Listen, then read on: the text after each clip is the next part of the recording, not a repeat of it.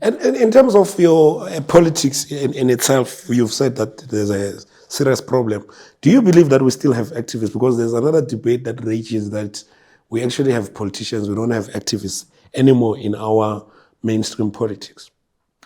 Yeah, I mean, which is part of the problem. I've seen a lot of comrades I was in the trenches with, and I think this person has changed. And then I've changed my mind about that they've changed. Mm-hmm. You don't know people until they have power and money and advantage over others. So I've resolved that the comrades that I think have changed, they didn't change. I didn't know them because they didn't have money and power or hope for positions.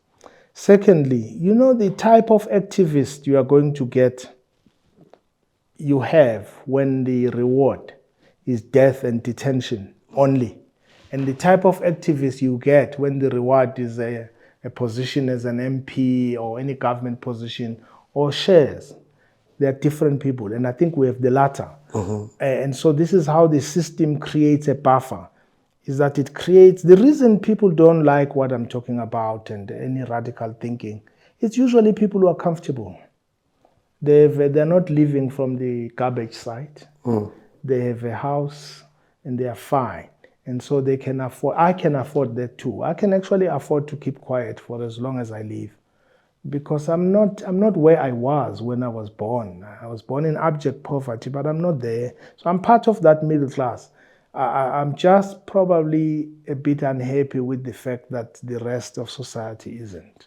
Mm. You know, so in a way, you're going to find it hard to persuade people. You guys call them clever blacks. It's people who have hope and they have something to live for. And that is why they don't like any idea that sounds radical. Yeah. Yeah. Let's shift the conversation a bit, SC, to your, I'll call them, for lack of a better word, your moments of notoriety, where you were notorious for one reason or the other. I won't go too far back. Let's start with the rogue unit report at SARS. How was your experience? In fact, let's put it this way. How did you come to write that legal opinion about the so-called rogue unit at SARS? Yeah, you know, it's very funny. I got a call from an attorney, Imran Mohammed. I was arguing in the Supreme Court of Appeal, a completely different matter. I think it was an IDC matter. And I got a message that I had been appointed and that no one had told me. And then when I got to the airport, she phoned me and said Ivan Pillay, who was the acting commissioner at the time, had appointed me. I had not been following what Pete or Mziligas were writing. I mean, I was just following the kind of thing. I knew about it because so I was like, okay, what is this? And Ivan had appointed me. I had been in the investigation with Zaki Yakub that led to the resignation of Opa Makashula, but that's a story for another day. And so that's how I was appointed. And of course, it was not a controversial appointment to me. You know, I thought I was appointed to help SARS discover what would threaten it.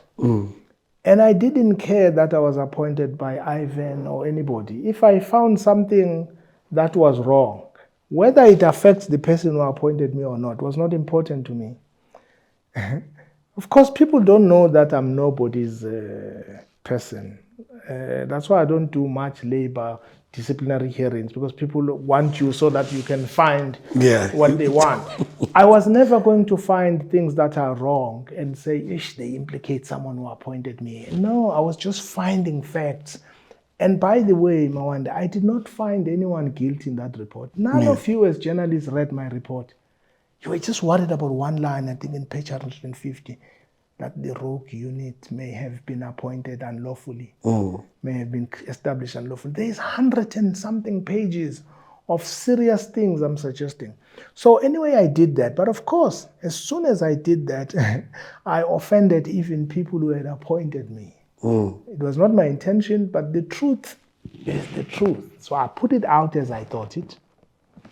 And of course, I could never deal with the the propaganda that followed. Yeah. I didn't have the resources to amass journalists like my detractors had. I couldn't compete with Pravin, whom I didn't mention in my report, like mention or find anything against. I didn't want to. I was shocked at how journalists and editors were marshaled to target me, for maybe from 2014 to literally 2021. And so, but I didn't need propaganda. I didn't need journalists because I knew that what I wrote was the truth. And that's why I had the courage to put it in the book. And I want anybody to contradict me because I have evidence of what they did and said. And I keep the files of them. Even when they said, Mawanda, I didn't give them a chance. Well, I have transcripts of people I gave a chance.